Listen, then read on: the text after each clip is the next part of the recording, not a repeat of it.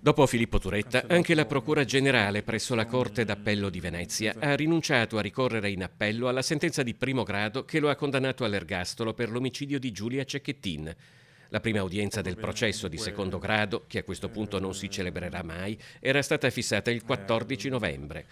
La rinuncia all'appello anche della Procura di Venezia, che chiude definitivamente la vicenda giudiziaria, è stata comunicata agli avvocati della famiglia Cecchettin, Nicodemo Gentile, Stefano Tigani e Piero Coluccio, che l'hanno definita coerente, giusta e pienamente condivisibile. Filippo Turetta era già stato condannato al massimo della pena e la sua rinuncia all'appello rende definitiva la sentenza di primo grado, cristallizzando senza più margini di dubbio, secondo gli avvocati, la sussistenza dell'aggravante della premeditazione tra le circostanze più gravi e subdole previste dal nostro ordinamento. Un aggravante che, secondo i legali, assume un significato ancora più drammatico in una vicenda omicidiaria caratterizzata di fatto da motivi abietti, arcaici e spregevoli, espressione di una visione distorta del legame affettivo e di un'idea di possesso che nulla ha a che fare con l'amore e il rispetto. La famiglia Cecchettin, hanno dichiarato gli avvocati all'ANSA, ha affrontato ogni fase del processo con dolore profondo, ma anche con straordinaria dignità. Oggi sente l'esigenza di voltare pagina, anzi di trasformare quel dolore in consapevolezza,